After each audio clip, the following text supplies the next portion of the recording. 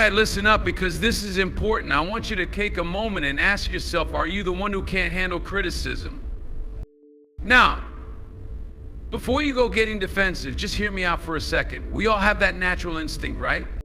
That gut reaction to push back when someone tells us we've done something wrong, or worse, points out a flaw. It feels like a personal attack, doesn't it? But what if I told you that your ability to handle criticism is the very thing that determines your growth, your success, and ultimately your future?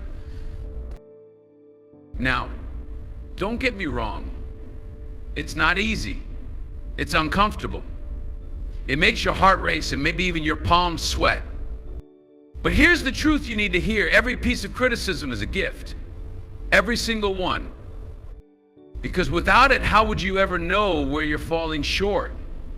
How would you ever learn how to be better, stronger, or smarter? You can't grow without feedback.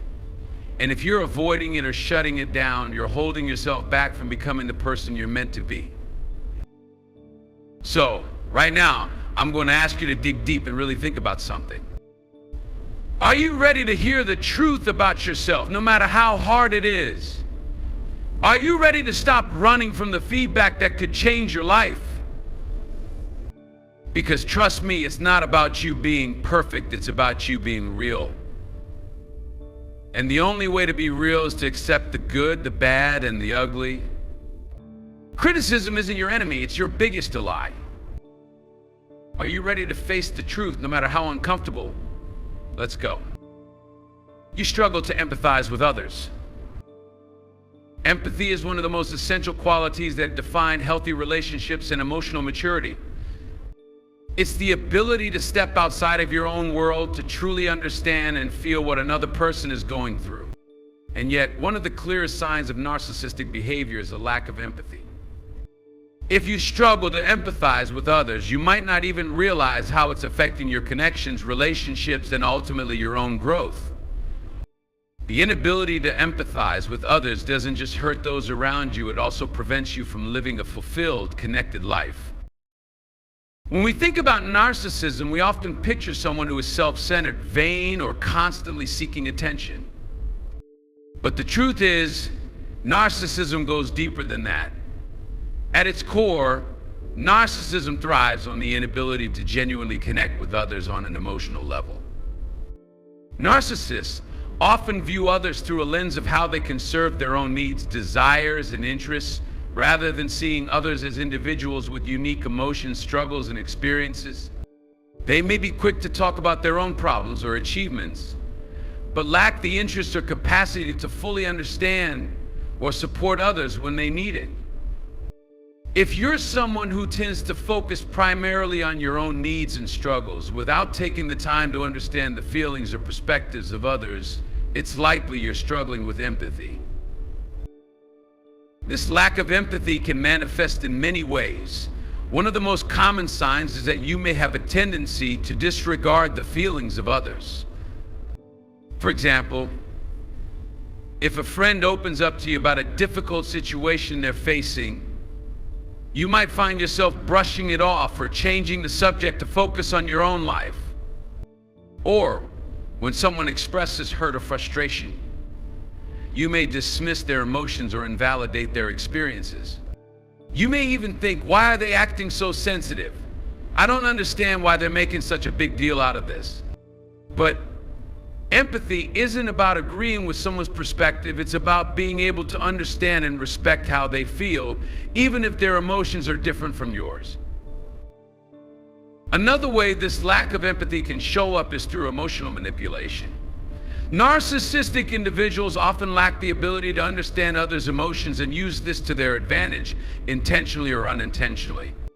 For instance, you might exploit someone's vulnerability to make yourself feel superior. Or you might use their feelings against them in an argument.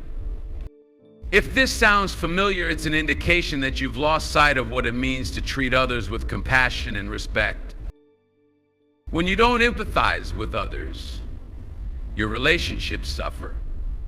People start feeling that they aren't being seen or heard, and over time they'll distance themselves from you. It's easy to slip into the mindset of thinking, I'm the one who matters the most, and forget that relationships are about mutual understanding, respect, and support.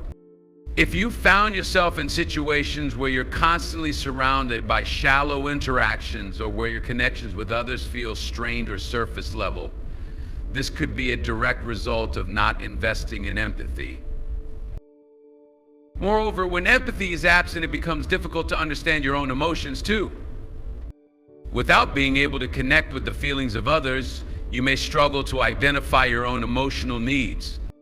Narcissism at its core often stems from deep insecurity, and without empathy, you're more likely to view the world through a lens of self-protection, constantly shielding your emotions or avoiding vulnerability. When we don't allow ourselves to feel what others are going through, we miss the opportunity to grow emotionally. The truth is that empathizing with others doesn't just help them, it helps you. It gives you the ability to feel a deeper connection to the world around you and to develop emotional resilience and self-awareness. But here's the good news: empathy is something that can be developed. If you recognize that you struggle to empathize with others, there is hope. Start by taking a step back and becoming more mindful of how you respond to others' emotions. When someone expresses their feelings, take a moment to listen, not just to react, but to understand. Ask yourself, how would I feel if I were in their shoes? Practice active listening. Really focus on what the other person is saying and how they're feeling without interrupting or turning the conversation back to yourself. This isn't easy, especially if you're used to being the center of attention, but making an effort to be present and attentive can dramatically shift your relationships. Another way to develop empathy is by exposing yourself to diverse perspectives. Whether it's reading books, watching documentaries, or talking to people from different walks of life, the more you understand the struggles and experiences of others, the more you'll begin to appreciate the complexity of human emotions. Sometimes empathy is simply about opening yourself up to the reality that other people are not like you, and that their experiences are just as valid as yours. If you find yourself dismissing or ignoring the emotions of others, it may be a sign that you've been living too much in your own bubble. Take the time to reflect on the impact of your behavior. Ask yourself, how does my lack of empathy affect my relationships? How would it feel if I were in their shoes? Recognize that empathy is a bridge that connects people. It allows us to build trust, to show kindness, and to heal. Without it, relationships become transactional instead of transformational. At the end of the day, empathy isn't just a feel-good emotion, it's a powerful tool for building deeper, more meaningful connections. When you empathize with others, you start to build a life that's rich with understanding, compassion, and love. It may take time, but with conscious effort, you can start to shift away from a self-centered worldview and cultivate relationships that are based on mutual respect and genuine care. Don't let the absence of empathy hold you back from living your most authentic, connected life. Start listening. Start caring. Start changing. And in the process, you'll change not only the way others see you, but the way you see yourself. You need constant validation. We all seek validation in some form. It's human nature to want to be seen, heard, and appreciated for who we are and what we do. But there's a significant difference between seeking occasional praise and relying on constant validation to feel worthy or secure.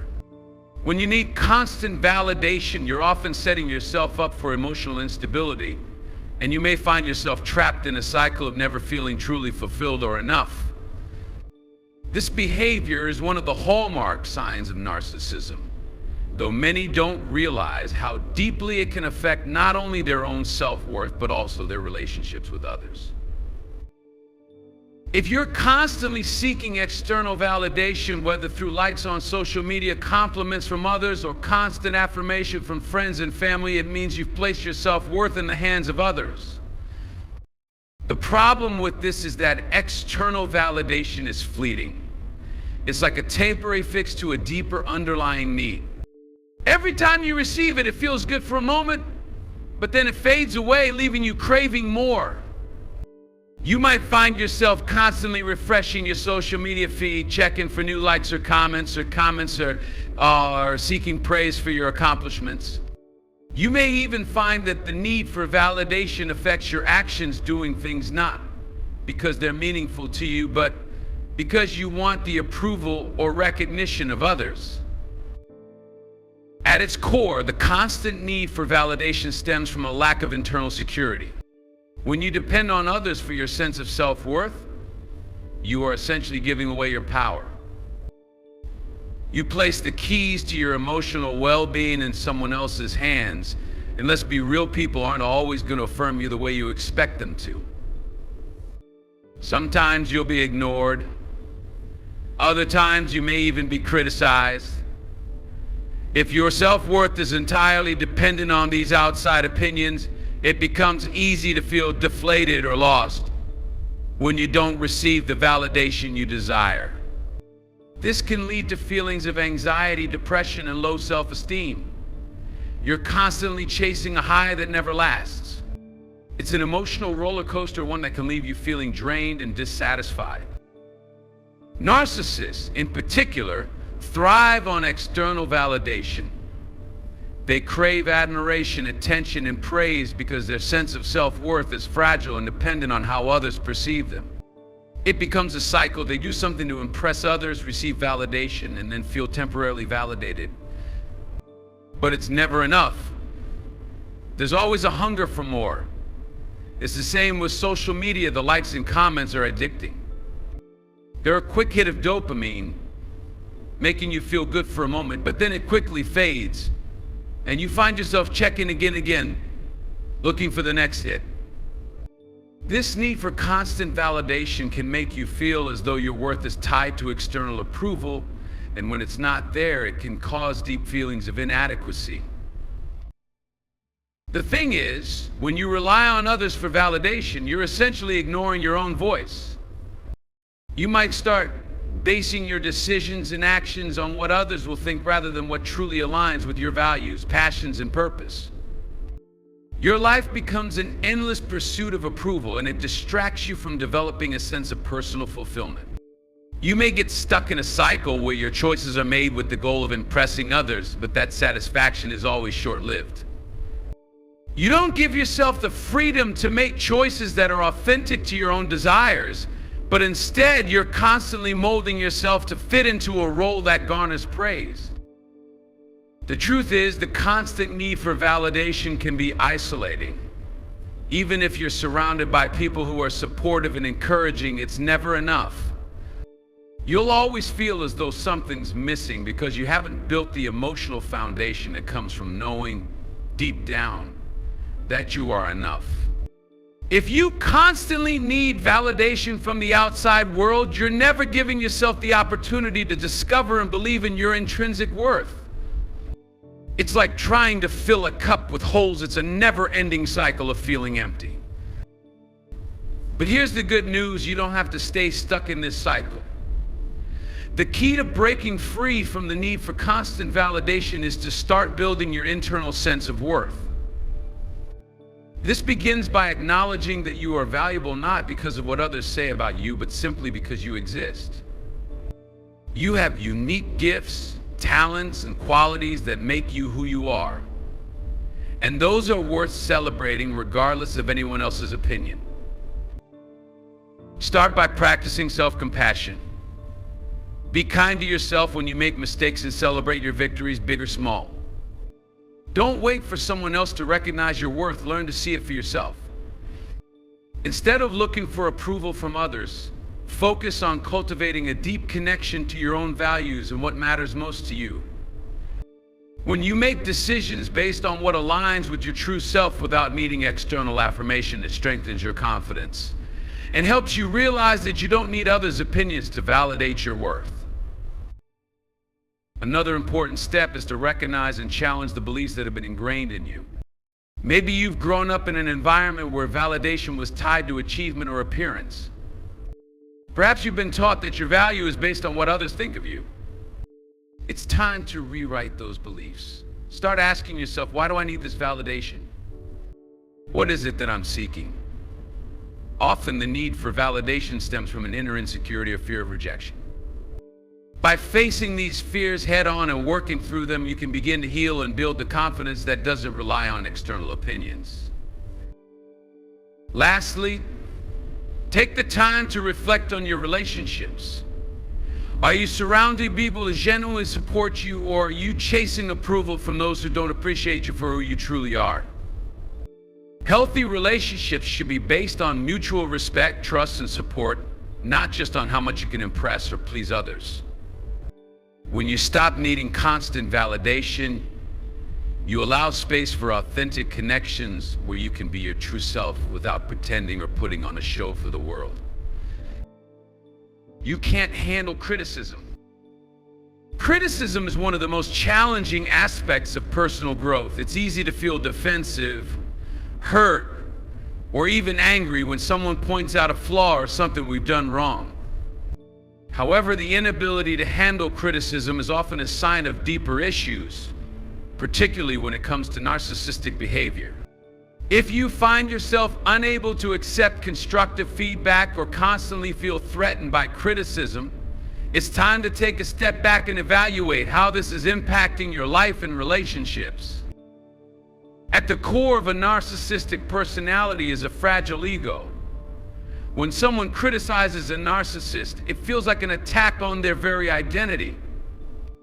Narcissistic individuals often have an inflated sense of self, and any kind of negative feedback threatens the carefully constructed image of perfection they've built. This is why narcissists struggle to handle criticism. They see it as a direct reflection of their worth and feel that it undermines their sense of superiority.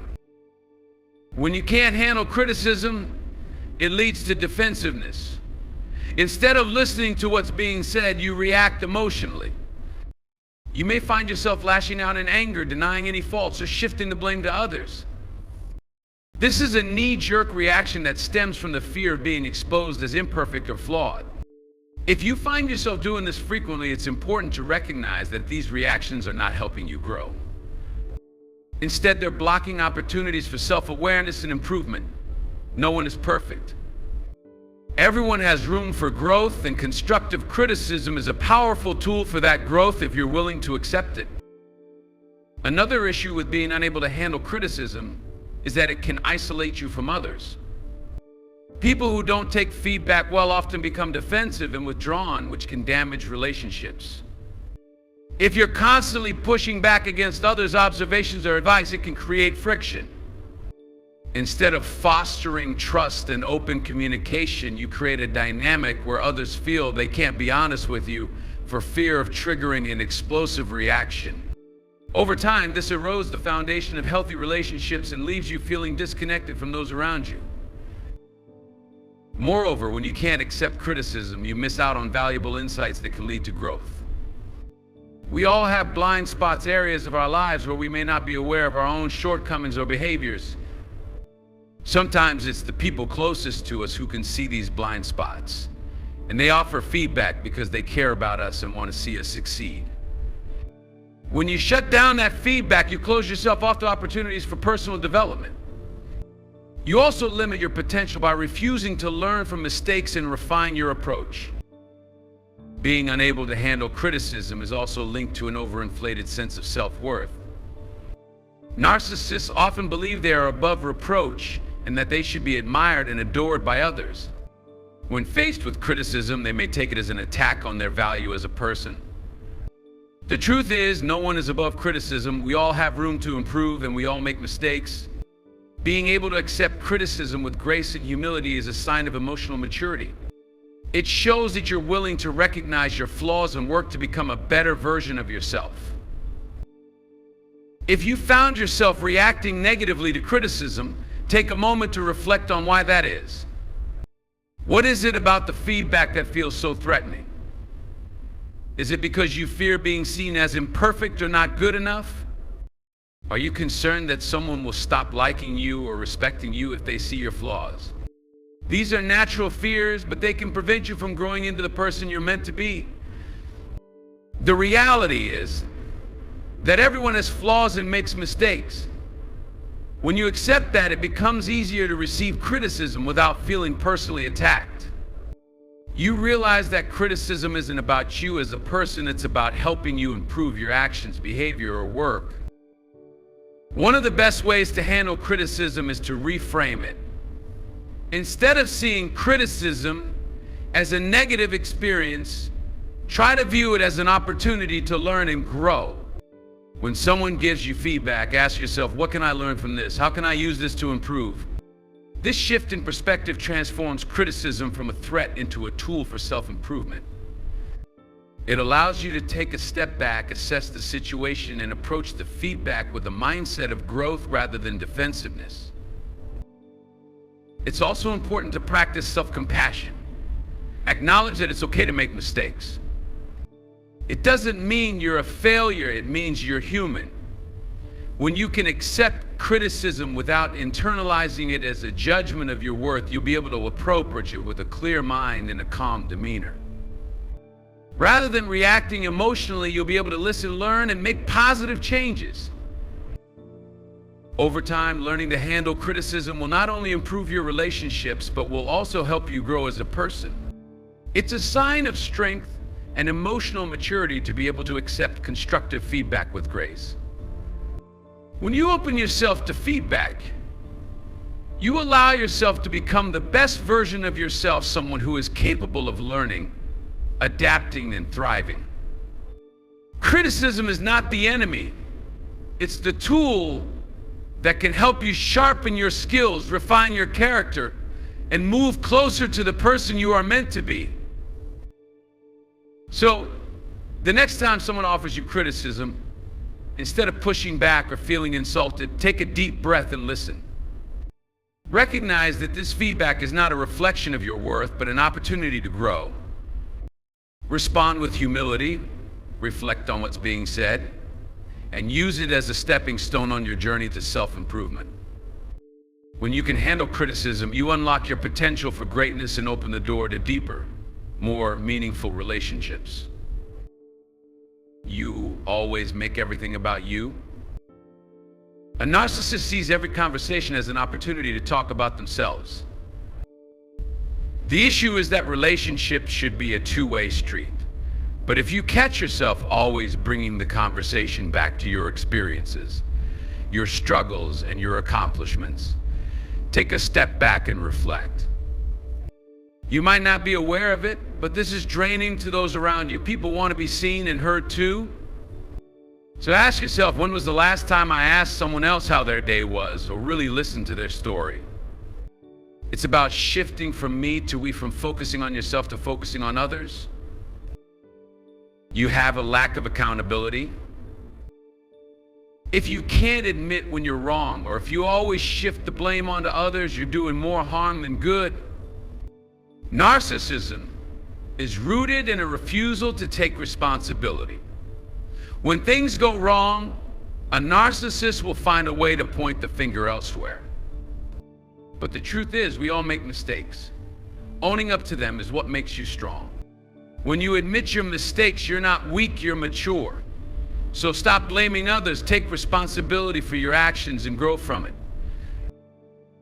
Here's the bottom line: narcissism is sneaky, and it doesn't always show up as a big ego or grandiose behavior. Sometimes it's hiding behind insecurity, fear, or a need for control. But if any of these signs are showing up in your life, it's time to do the work. You're not a narcissist by default, but you might be carrying some traits you need to address. The good news is, change is possible. The first step is recognizing these behaviors, and the second step is taking action. So I challenge you, stop living for validation. Stop making everything about you. Embrace vulnerability, practice empathy, and take responsibility for your actions. In doing so, you'll not only become a better version of yourself, but also build deeper, more authentic relationships with those around you. Keep growing, and remember, there's never too late to become who you were meant to be.